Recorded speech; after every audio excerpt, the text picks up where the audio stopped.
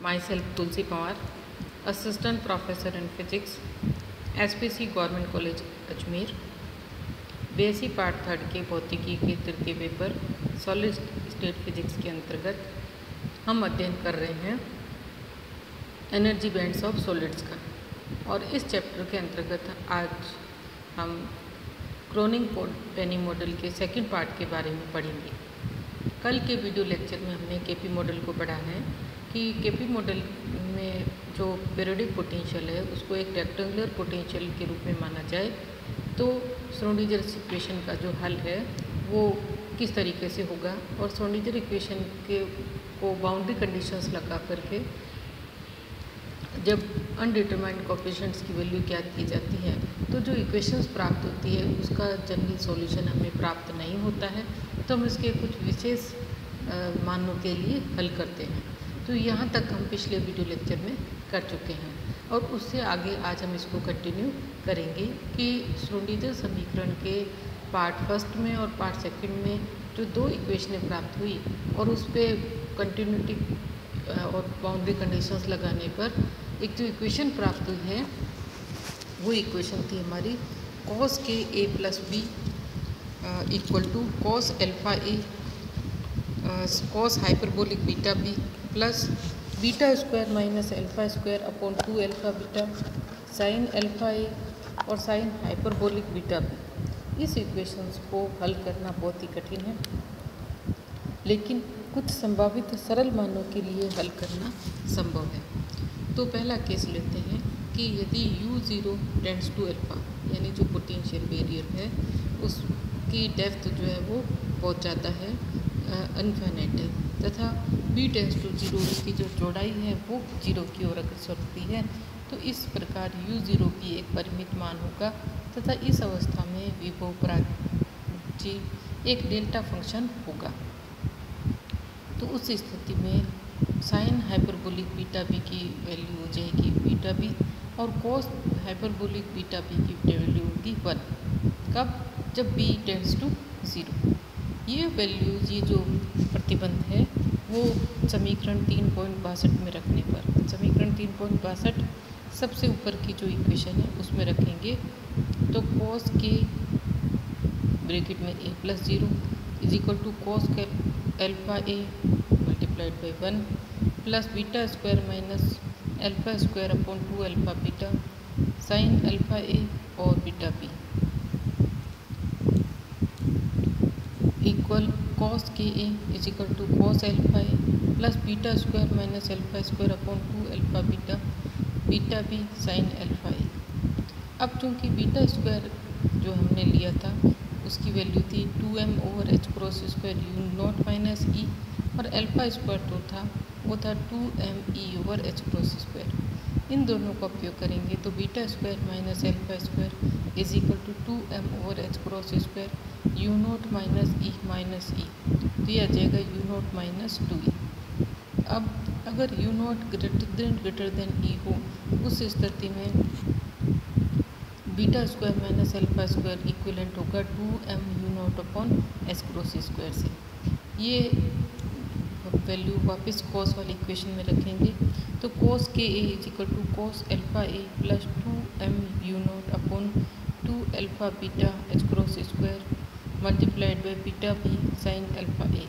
और इस इक्वेशन को अगर हम कॉस के राइट हैंड में ले जाएं तो m u naught a b upon h cross square sine alpha a upon alpha a plus cos k a is cos alpha a is equal to cos k a, यानी सिर्फ हमने इसको arrange किया है और ये जो ब्रैकेट में आ रहा है टर्म इसको लिख लिया है p। तो p sine alpha a upon alpha a plus cos alpha a is equal to cos k ए।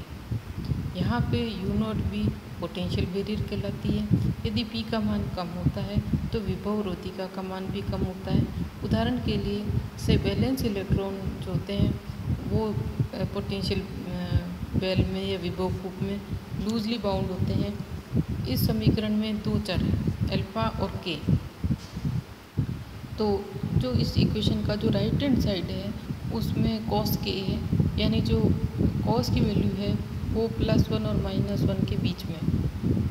यदि इस इक्वेशन के लेफ्ट हैंड साइड के मान को अल्फ़ा ए के साथ में ग्राफ प्लॉट किया जाए तो हम अल्फ़ा के संभावित मान, और अगर अल्फ़ा है तो फिर ई के संभावित मान ज्ञात कर सकते हैं।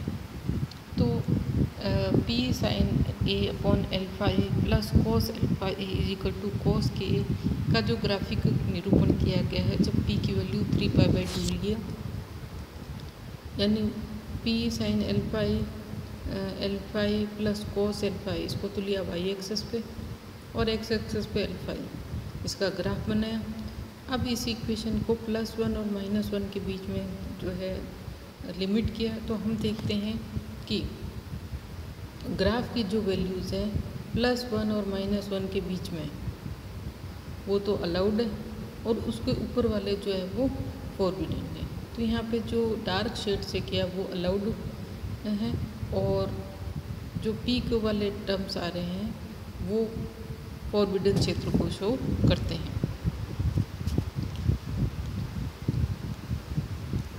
उपरोक्त जो ग्राफिक निरूपण है उससे ये इम्पोर्टेंट कंक्लूजन निकलता है कि अनुमत क्षेत्र की परास को छायांकित भाग से दर्शाया गया है। थोड़ा सा डायग्राम में गलत लिखा गया, आप ध्यान रखें कि जो क्रॉस है छायांकित भाग है वो तो अलाउड है, और जो खाली भाग है वो फॉरबिडन या वर्जित क्षेत्र है। अनुपत क्षेत्र की परास को छायांकित भाग से दर्शाया गया है, जो कि यांत्रिक तरंग हल या वेव मैकेनिकल सॉल्यूशन को प्रदर्शित करते हैं। इस प्रकार आवर्ती जालक में इलेक्ट्रॉन की गति को अनुमत ऊर्जा के बैंड से दर्शा सकते हैं, जबकि ये वर्जित क्षेत्र के द्वारा अलग होते हैं।